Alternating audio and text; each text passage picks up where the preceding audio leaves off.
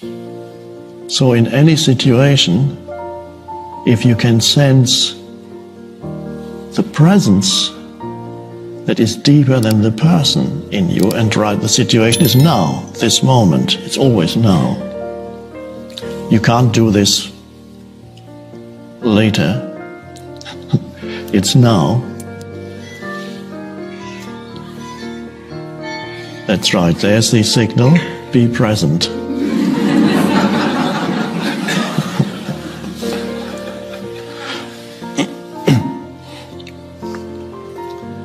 So how does that look in daily life? When you are interacting, when you are in situations, dealing with other people, having to do this or that. Let's take a simple situation. You're meeting someone in the elevator and you're exchanging a few words. Of course, there's one person, that's you, meeting another person there. You may know that person, lives in your building or works in the office, or you may not know that person. Perhaps you exchange a few words about the weather or whatever. Perhaps the mind has some judgments about that person, perhaps. Are you there exclusively as that person? Or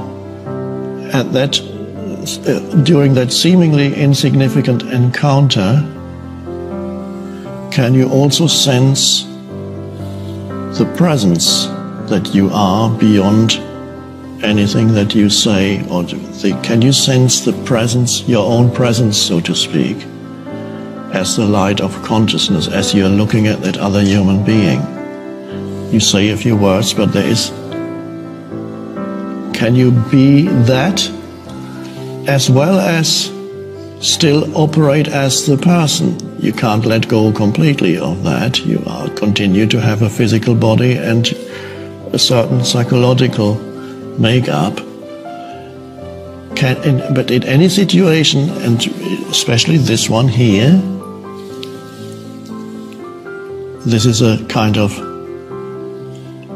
trial, an easy protected setting where we can practice being both a person, of course you are, but at the same time, and here perhaps more strongly, feeling, sensing that you are consciousness, not as an object, but as the subject, the I.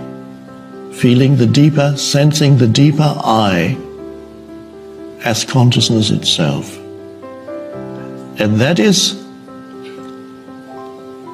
joyful, to know yourself as consciousness you sense an intense aliveness there in your entire energy field, not just the head. Sensing of an aliveness in the entire energy field. And in there you don't need to think unless there's something to think about. And a lot of the time, for example now, there isn't really anything to think about. You can just join this, what looks like a person, and everybody else here who look like a person, join us, join me in that simple sense of alive presence. And if the person that you are is not totally obliterated, but temporarily, one could say, it recedes into the background.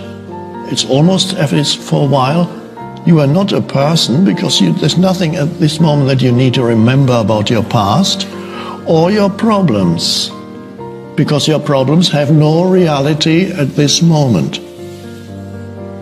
Only when thought starts, your problems, because everybody has them,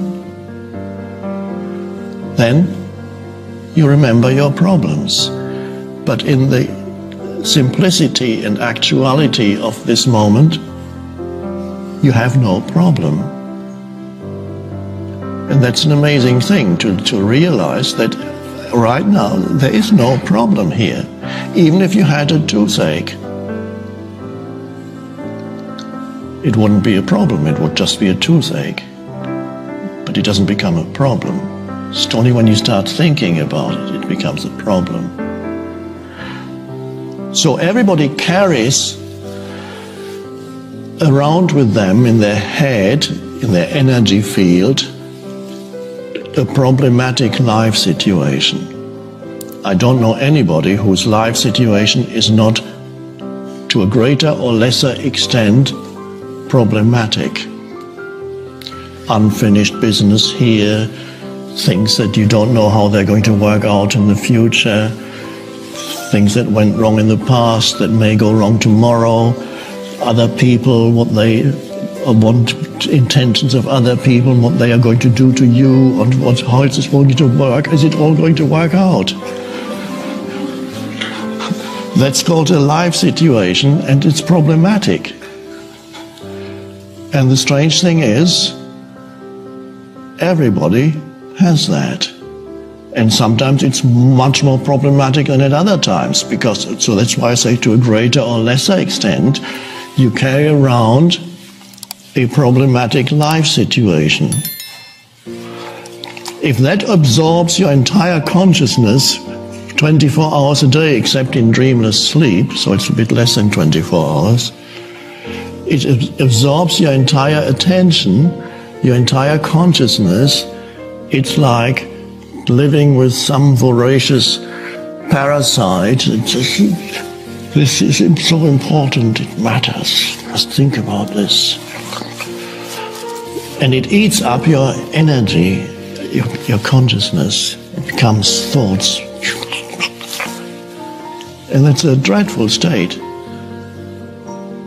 So you discover, yes, there is a problematic life situation, and it is unlikely, and let's see a strange thing, that it will ever not be problematic for very long. The problems can lessen considerably as you become more present. But even as you become more present, you're still faced with challenges in the world of form. The way you deal with challenges in the world of form becomes much easier, so that is true. And you are much less likely to create a drama around you, unnecessary drama, that is true. You're much less likely to get involved in conflict situations with others, that is true. But there will always be challenges, and there will be things that can be considered problems in your life situation. Until the moment when death approaches, of course, that is the end of your problems. To this, the shift in consciousness. And as pointers, they can be helpful, but as ultimate explanations of the universe, they are mistakes. So knowing that, I can carry on. There are two dimensions to you, to who you are. One you're very familiar with. That's called the person, me. You as the personal entity with a past and a future, your personal history and so on, including the physical body.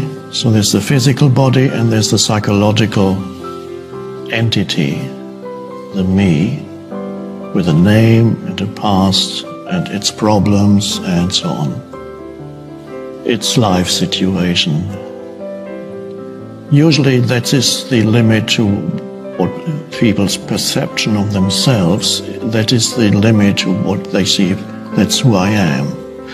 Not realizing that there is also a deeper dimension in them, which we could call, again it's a pointer, the light of consciousness. So at any moment you are both the person, but you are also the light of consciousness that has nothing to do with you, the person, or your personal history. And when the light of consciousness predominates at any moment over the personal sense of self, we call that being present. There is a presence which you cannot touch or see. You cannot make it into an object of consciousness that says, there's the presence that I am. There it is. No, you can't do that, because the presence is the eternal subject. It cannot become an object to your consciousness, but you can. This is why you have a relationship with yourself. The person, the personal sense of self, you become an object to yourself, to consciousness. So you love yourself, you hate yourself, you have doubts about yourself, and you have lots of stories about yourself. So you've become an object to yourself, and that's the egoic self, the personalized sense of self. We can't escape that completely, but to know only that, to know yourself as only that, is a dreadful limitation. Then you are just that very limited person. So that is our practice. The wonderful thing is we realize that the world is not here to make you happy. Because as long as you think it's here to make you happy, you're trapped in an illusory reality. But if anything, the world is here to make you conscious. It does that by giving you challenges. Now try this one.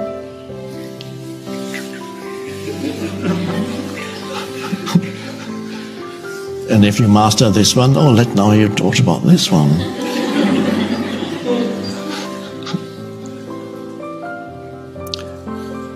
The shift that then happens is you're no longer a suffering entity. Challenges, yes, but the challenges no longer produce suffering. Not because you detach yourself, no, because you're in touch with that, there is that dimension in you that's not touched by any of that stuff. And there's an intelligence that comes through from there that changes even the way in which you deal with the stuff that comes at you. That's the secret of life. So this means you still have to do it. So I can't give you the secret of life. It's like giving you a key and say, this key will free you from suffering. Well, you still have to use the key.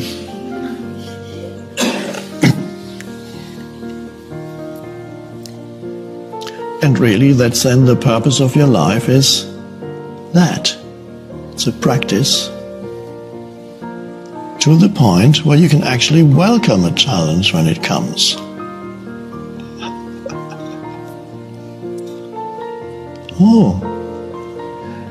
And that's the gratitude then can be in your life not only for the good things, the gratitude can be there for whatever arises. Loving what is. Loving what is. Whatever arises. As Meister Eckhart said, not me, Meister Eckhart,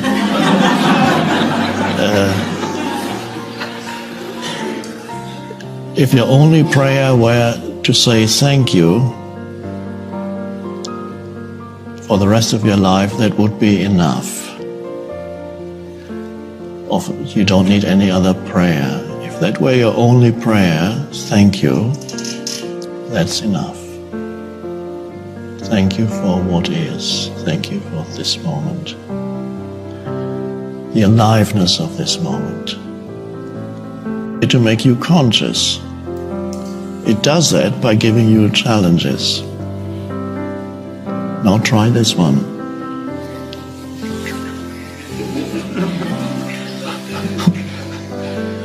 And if you master this one, now you talk about this one.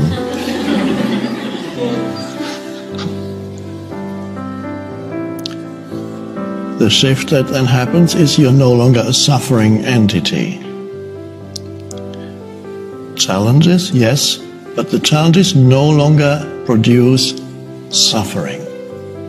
Not because you detach yourself, no, because you're in touch with that, there is that dimension in you that's not touched by any of that stuff. And there's an intelligence that comes through from there that changes even the way in which you deal with the stuff that comes at you. That's the secret of life. So this means you still have to do it. So I can't give you the secret of life. It's like giving you a key and say, this key will free you from suffering. Well, you still have to use the key.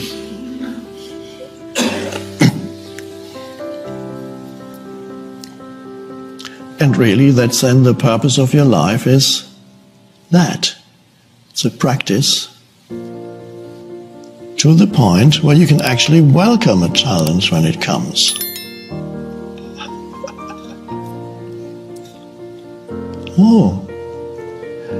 And that's the gratitude then can be in your life not only for the good things, the gratitude can be there for whatever arises. Loving what is. Loving what is. Whatever arises. As Meister Eckhart said, not me, Meister Eckhart,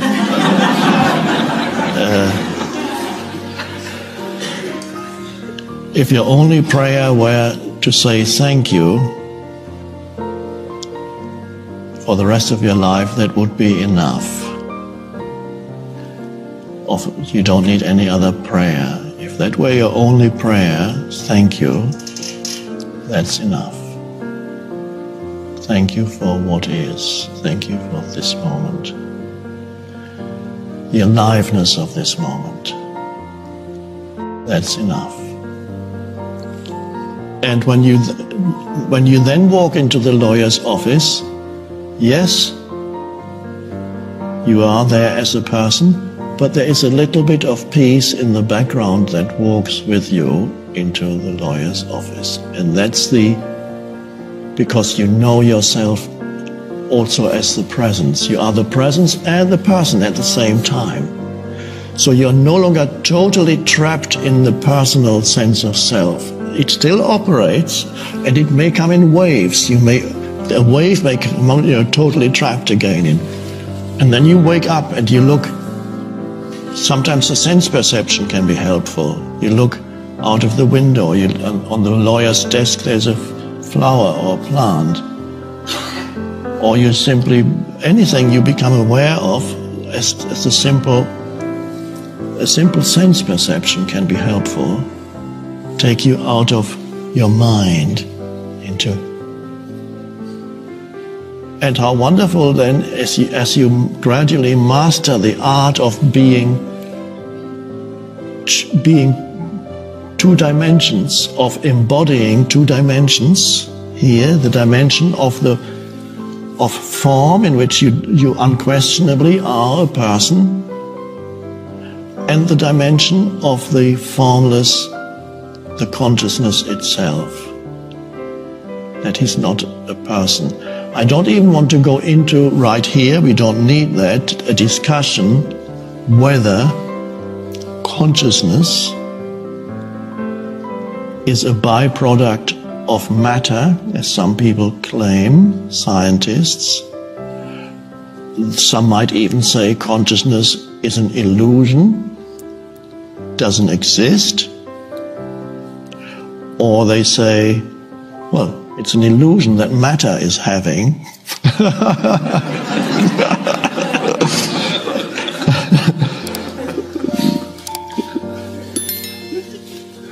or whether consciousness is something beyond matter, something that organizes matter, that expresses itself through matter, or whether, as the ancient philosopher Plotinus, I believe, said, matter is the furthest that consciousness can get away from itself. We don't need to discuss that or arrive at some philosophical conclusion, because the fact of consciousness is beyond doubt. The fact that you are conscious at this moment is beyond doubt. Actually, that's the only thing that's beyond doubt about your whole existence. Everything else could be a dream. What happens in the consciousness could all be a dream. And in a way it is dream-like, because it doesn't last, it evaporates quickly, like a dream. But the one thing that Descartes, philosopher, mistakenly said, I think, therefore I am, if he had gone one step further, he would have realized, I am conscious, therefore I am, and that would have been the right realization. So, the fact that you are conscious at this moment is beyond doubt. Maybe the rest is a dream, but there's a light in which the dream appears, if it is a dream, and you are that. And to know that, and know yourself as that, that's called self-realization in some teachings, ancient teachings. And I believe that is also what Jesus talked about, really, when he used the misunderstood term salvation. So that is our practice, the art of moving in the two dimensions, the dimension of form, without losing awareness of the light of consciousness. It's a bit like if you were an actor on a screen in a movie. Let's say you are the figure in a movie. Let's say you're Hamlet. Let's say they've made movies out of the play Hamlet. So you're on the screen, you're the character Hamlet, and you're saying to be or not to be, which really is he's asking himself, shall I commit suicide or not?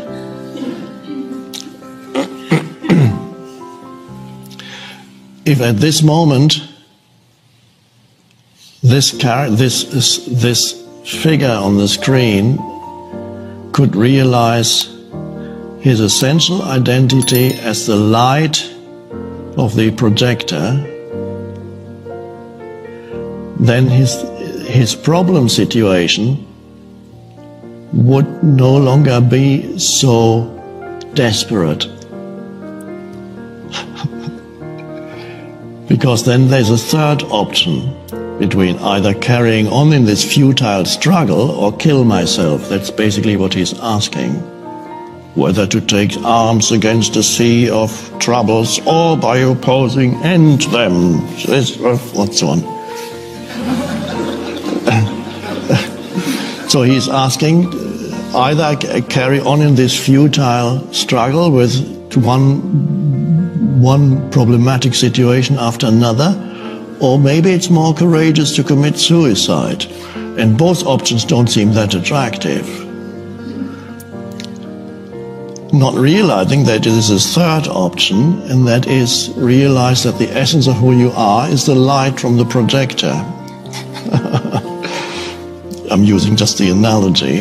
And if Hamlet could realize, ooh, I'm the light, then there's no longer that despair in his life situation. He can look at it and say, I could kill myself, but there's not really any point. And then he would deal with whatever he would do, whatever he can do, without losing touch with his essential reality of the light of consciousness. The light can then flow into what he does and says, and it will be wise. Before it couldn't, there is no wisdom there, you just reactivity. So then you can deal with that and do the right thing. And then, of course, the whole play of Hamlet would degenerate. It would no longer be the drama. And it would become, from the point of view of the spectator who wants the drama, would perhaps become a little uninteresting. Well, it's all working out. In the end, the harmony prevails. Of course, then another situation happens that's different, but that in that particular situation seems to be working out. Then wait for the next challenge. So it's not the end of challenges, but so there's I'm using that analogy, but it's helpful. You are that character, and you can become aware of your essential reality, and that is salvation. It saves you from being immersed in a sea of troubles continuously. Total frustration with life.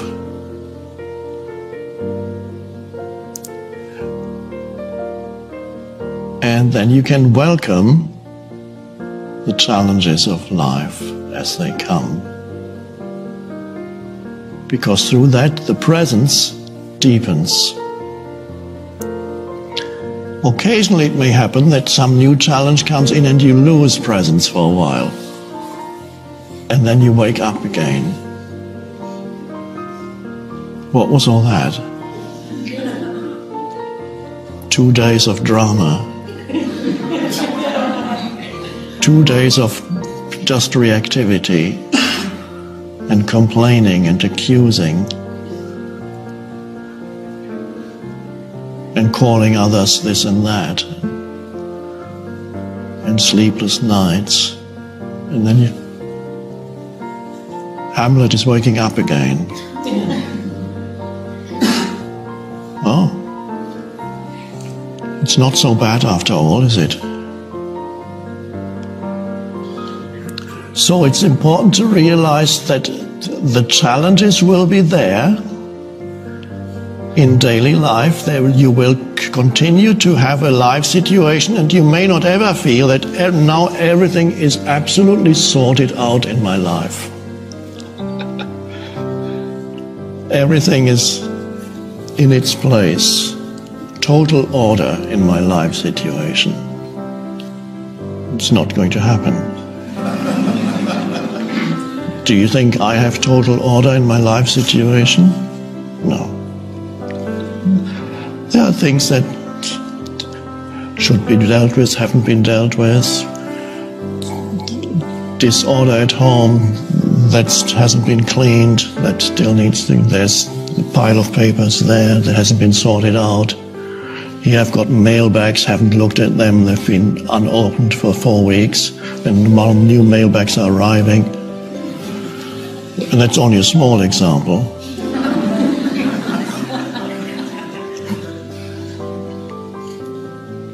So if you have the demand or expectation that one day everything on the external realm will be absolutely great so that it doesn't cause you any more concern, it's not going to happen. If it did happen, your life would become quite lifeless. So knowing that there is, on the level of your life situation, on the level of form, life continues to be challenging. That's how it's designed to be. And through life being challenging, actually, a deepening happens inside you. You awake. The awakening intensifies or deepens or accelerates.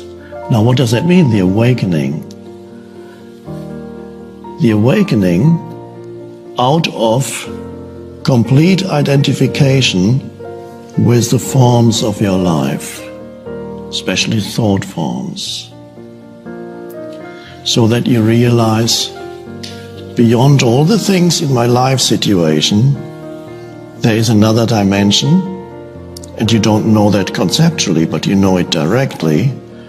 There is which I sometimes call the transcendent dimension, and that can be experienced or sensed at any moment as the simple,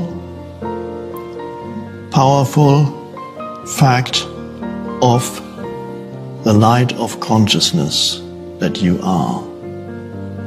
Before the light of consciousness turns into a thought or into something, there's the light of just consciousness.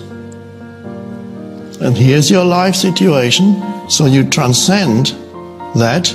You don't deny the life situation, or you run away from it, or you feel suicidal because I can't deal with that stuff anymore. No, you transcend, you rise above, so to speak, and there you see your life situation, and there you realize yourself, the timeless self, as the light of consciousness that is not touched by your life situation. It's not touched by time. It's just that. And then, at first it seems you can either be present or you can be lost in your stuff. That's how it at first seems. People, okay, I can do it. If nobody disturbs me, I can be present. Shh, nobody say anything. And if nobody moves the furniture around me, things have to be, because I'm familiar with the furniture here and this there, nothing must change. Okay, now I can be present. And that may be a true experience, but it's not deep enough to sustain itself when somebody moves the furniture a few inches. Why did you do that? This shouldn't be here. It has never been here before. There was that book a few years ago, it became a bestseller, tiny book, Who Moved My Cheese? It's about learning to accept change because it's all around you continuously. So at first it seems, okay, and then you're thinking of, I have to move to an ashram, only there I can do it. I need an ideal environment for my presence practice, and I can't. They won't leave me alone, these people.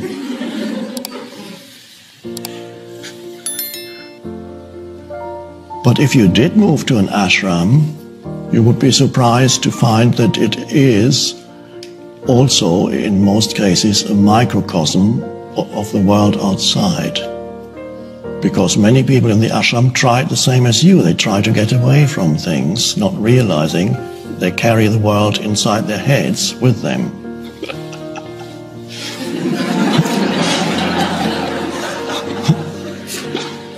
And as the saying goes, I think it's a book with the title, Wherever You Go, There You Are.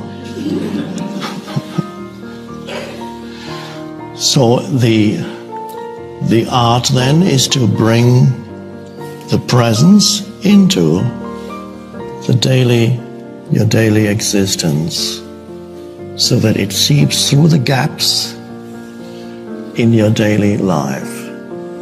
The gaps, and let's come back to the situation in the elevator where you're meeting a stranger or an acquaintance, exchange a few words. There can be there a gap too, a gap where for a few seconds you're just present. 3-4 seconds, you look at the other person, and you're not a person at this moment, you are the light of consciousness. And then you take a more difficult situation, you're on your way to see the lawyer about some complex business thing or some court case or divorce proceedings. That tends to occupy your mind, goes, and then when you go into the lawyer, you can see how totally trapped in their life situation their pragmatic people are. Must be a terrible thing for lawyers because they always meet people in their most unconscious state. Realtors too, or they meet people in their most unconscious state because the moment of dealings with the buying and selling a house or a place, they go totally, what's going on? Accusing and totally lost in their life situation, in the world of form, in their thoughts, in an illusory sense of identity. Why is it illusory? Because the essence they are unaware of. The essence of who they are unaware of. They are only aware of the surface movement of the conceptual self and the movement of thought, unaware of the deeper essence of who they are as consciousness or as the light of consciousness. But you can, even on your way to see the divorce lawyer, be present for a moment. You look at the sky as the car stops at the lights. And in that moment you can sense the presence through which the sky is being perceived. And at the next light you can look at the breeze moving the leaves on the tree. And again you can sense the presence behind the person. And so it's often the case that the regression is necessary for a next level of evolution to happen. And that's whether this is happening now, we'll wait and have to see it. But sometimes it is possible for evolution also to happen without the regression from time to time. But in this, where we are now, it doesn't matter where it is. I see the whole, in long term, I'm very optimistic about the evolution of human consciousness. Not necessarily short term, but I'm a short term undecided, but I'm a long term optimist because I know that the evolution of consciousness is inevitable, because that's the entire purpose of the universe, is the evolution of consciousness. The universe is an awakening being. It is one being manifesting through countless forms of life. But every form of life, whether it's a person or an animal or a tree, every form of life is a temporary expression that the one underlying being has taken. So there's this, and gradually this one underlying being is in the process of creating this universe. It would be wrong to believe that the creation of the world is already finished, or that the creation of humans is if humans are a finished product, it would be very sad. You'd ask, can't God do better than that? If that's different, but not humans. Humans is their an awakening species, and that's fine. So I'm quite happy with the way things are going. If we need a regression, there's a French expression, excuse my French, but it's reculer pour mieux sauter, which means something like to step back in order to jump better. When you want to jump, you have to go back first and then you jump. So often the regressive step is necessary, but it's not perhaps always necessary. So we'll have to see. I don't know what's happening now, where it's going, you asked, when we started, you asked about the events that are happening now. And of course, the answer is they can either go into egoic channels, and then they create more havoc. But eventually that's fine too, because eventually that too will awaken you. It just means more suffering has to come first. Or it may be possible of people who want to bring about change, that they are more conscious. And I love it when I see people demonstrating peacefully.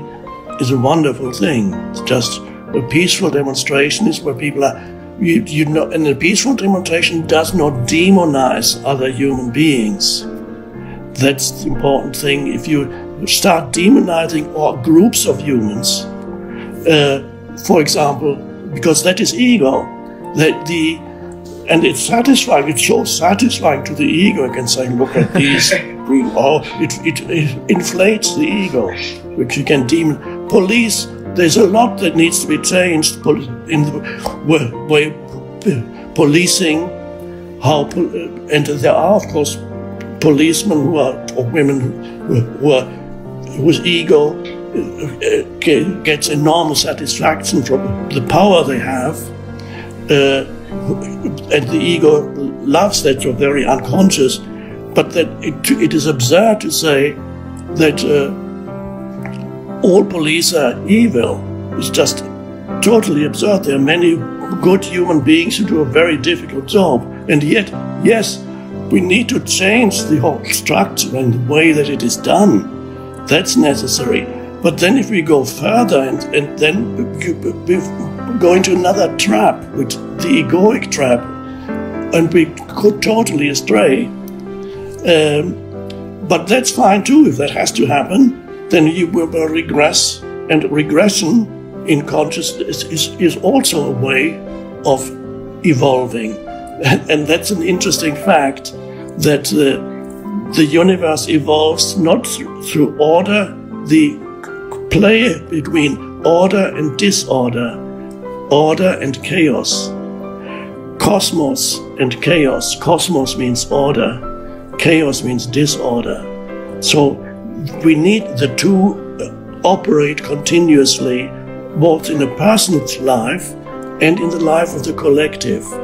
We always think of course we should strive for order in our lives. It's good to strive for building things up, creating things. That's all part of order, creating things, building things up, and so on. But no matter, although you should strive for order, no matter how much you strive, you will encounter the eruption of disorder into your life in one way or another. It cannot, because that's how the universe evolves. Everything, when I walk in the forest here, the forest is a coming together of chaos and order, because when you look at the soil, it's full of decaying plants. There's death everywhere. All the vegetation, the soil, and the scent that emanates from the soil, it's decaying matter. Something dissolving, but the decaying matter is food for the new life that's arising. The two go together. And on a human level, the evolution of consciousness often needs a regression into disorder because before a new level of consciousness can be reached. In my own life also I had to go into despair, and I had to find a point of near suicide before an awakening happened. It was necessary. My life was just falling apart in my mind. I couldn't take it anymore. Complete chaos. And yes, of course, you have to deal with the stuff in your life situation, but not be lost in it. You deal with it when the moment comes, when you're able to take action or do something, then you deal with it. But you're no longer lost in it, and you're no longer completely absorbed by this unhappy pseudo-identity that's created by useless thinking. So you come into the present moment. This is your life. and the rest is your life situation. And then after a while you're able to balance.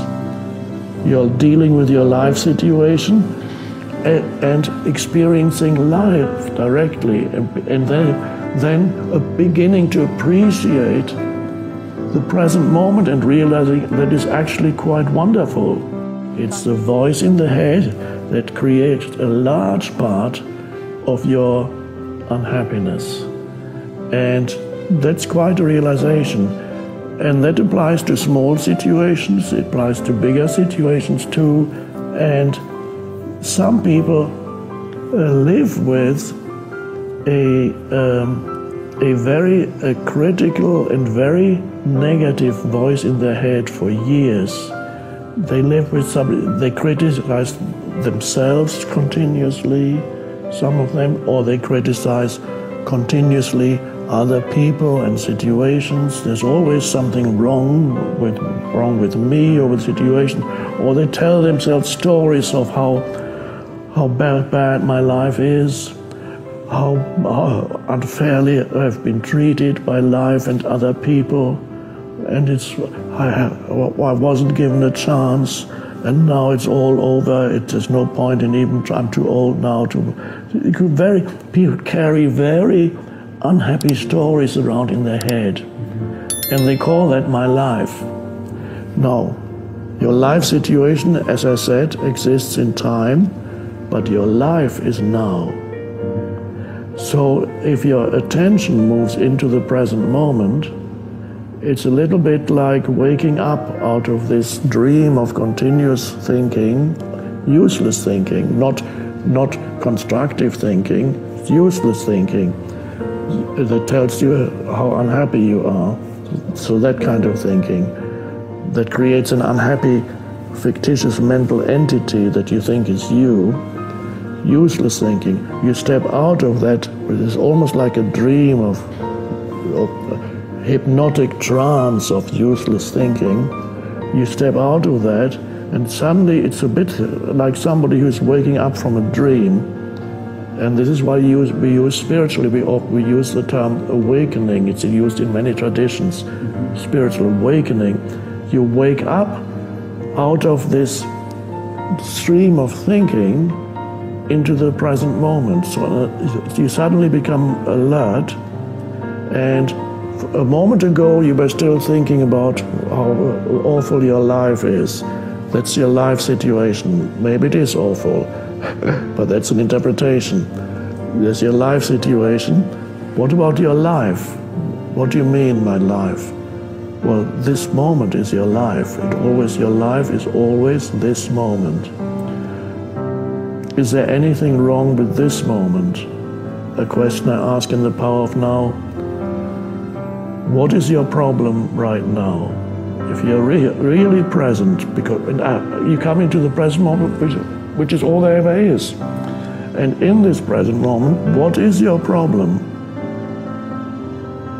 And then you have to really wake up into the present moment and see, well, right now I'm breathing, I'm sitting here and I'm looking around and I'm seeing a bit of sky and I'm seeing a potted plant and I'm seeing the flowers. It's all quite lovely and it's relatively quiet here. The temperature is fine. And I may even feel that there's an aliveness in my body. I breathe and I feel alive. Every cell is alive. I call it the inner body awareness. You become aware that you're alive in your body. So you're stepping out of your mind, you're stepping into sense perceptions, come to your senses, and you also come into your body. And then you're now in the present moment. That's your life. There are not that many people who are really happy with their lives. There are more people around who are unhappy with their lives. My life didn't go the way it was meant to go. It didn't go the way I was expecting it to go. Many things went wrong. And so people carry unhappy stories and they derive their sense of identity from the unhappy story. Not realizing that it's an unhappy story, they call it me and my life. So that is and nobody has pointed out to them that this is not, it does not have to be that way. You can become aware of the stories that you're telling yourself, the stories that give you your sense of your unhappy sense of self, and realize that these are certain thoughts. I call it thoughts that create what we call your life situation. Your life situation, your past and your so-called future. And there's no life situation that is not problematic. Everybody has their set of problems. Every life situation has its difficulties and its problems. If it's not one thing, it's another. You cannot go through life without experiencing almost continuously problems, the word that I prefer is challenges. You cannot go through life without continuously experiencing challenges, either of interpersonal relationship challenges, close relationship challenges, health challenges, physical challenges, financial challenges, professional work challenges, living situation challenges. There's always something that goes wrong somewhere. So that's only to be expected. But this does not have to evolve into an unhappy story of me and my life. So you're able to differentiate between the story of my life, my so-called life, my life situation, and life. So in The Power of Now, I write about the importance of distinguishing between what is your life situation, which includes all your problems and your past and all those things. That's fine, that exists. But in addition to your life situation, which exists in time, past and future, there's something more vital, and I call that your life. You may be surprised to find that when you don't mind being unhappy, unhappiness cannot last very much longer.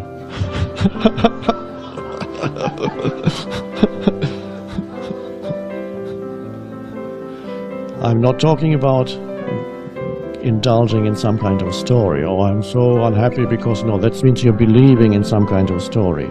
And you do mind, because the entire story is based on the fact that you do mind very much. But if you say, I don't mind being unhappy, that's just what is. You're bringing the you don't mind into a story that is based on I do mind. So in that sense, you're bringing acceptance into non-acceptance. And the amazing thing is, if you don't mind being unhappy, you can't be unhappy for that much longer. It's the end of the story, because if you don't mind, what can you do? The story collapses.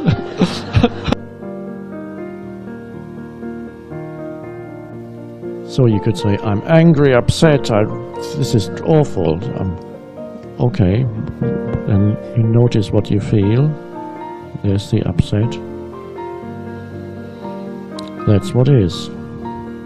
I'm so unhappy about this thing here, that's right here. I'm so unhappy about it. Which is a thought movement accompanied by an emotion. I'm really unhappy, and a little story, because even to say I'm unhappy is the beginning of a little story. I'm so really unhappy about this. Okay. And suddenly you take one step back, and then you watch the mind saying, this is dreadful, I'm unhappy about this, I really feel unhappy with this. Okay, that's what is. You feel unhappy. And the acceptance in this case, if it were put into words, would be, so what? So you're unhappy. Or in other words, I don't mind being unhappy. That's what is. unhappy. So let me be unhappy. How does one not resist resistance?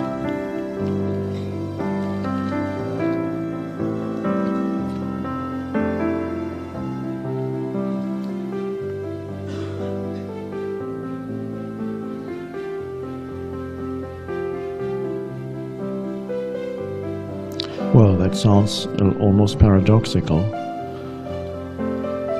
All that it means is that you notice that at this moment you're resisting what is. Noticing it means bringing awareness to the resistance. Awareness implies you're allowing what is to be, even the resistance, because you notice it maybe even as a physical contraction in the body, as an emotional field, and perhaps as thoughts going through your head. You're aware of these, right? Suddenly, oh, I'm resisting this moment. Oh. And so you feel it, and so at this moment, this is what is. The mind may want to come in and say, you have failed. You see, you can't do it. It's no use anyway. You might as well give up, become normal again. And resist like everybody else.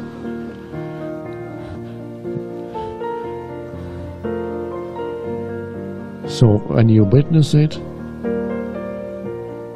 that implies you accept that it's there.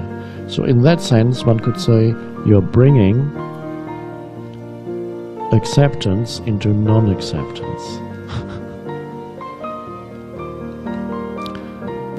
And the same thing applies to inside. The space of consciousness is the very thing that enables everything else to be, but it's very much like the fish in the water that's asked, that says, why are you always talking about water? You haven't shown it to me yet.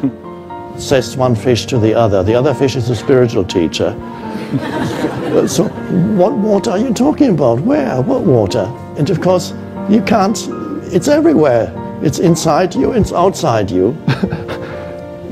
But the amazing thing is you can be aware of it, but not as an object, but as the awareness itself. Ah, I got it now, I got it. But you can't say what it is. Sense perceptions, thoughts, emotion, put them together, mix them up. That's my life. Okay. So that applies to everybody. Now, the particular mixture differs from person to person. What exactly goes into the sense perceptions and the thoughts and the emotions varies slightly from person to person, but basically that's the mixture. Now, the question is, you can't escape that. Of course, that's normal life. Is there anything else? Sense perceptions, thoughts, emotions. Okay, let's see. There must be something else, because how do I know that there's sense perceptions, thoughts and emotions? Is the ability to recognize, to have a sense perception based on thinking? No, because to have a sense perception you don't really need to think. You can just look and see. Otherwise, how could you have a sense perception? So there is something there that enables sense perceptions to be there, that enables a thought to be there, that enables an emotion to be there. And that is the thing that in most humans is hidden. They don't know, in other words, they don't know it's there. Because that is presence, which we could also call consciousness, which we could also call awareness. And that is the spiritual dimension, and that is the awakening. Once you realize that that is there, we could also describe that as the space for all those other things. So let's say, let's compare this room to your consciousness, and then we say, okay, there's the furniture in the room, there's the bodies in the room, and there are the other lights in this room. Those things are in this room. So if I asked you to describe the room, you would probably describe it in terms of the furniture in it, the walls, the ceiling, whatever you see. You would, when you describe that room, you would miss the most essential thing about this room, because it's so obvious that you miss it, which is the space of that really is the essence of this room. Isn't the walls or the ceiling or the floor or the furniture or the bodies in this room. The essence of this room is the space in this room. But space is not something tangible that you can say, ah, there it is. Where? So what else is there? And this is a key thing. There is something else apart from sense perceptions, thoughts and emotions, which is, we could call it an awareness. There is a sense perception, there is an emotion, there is a thought. And that is, we could call that pure consciousness.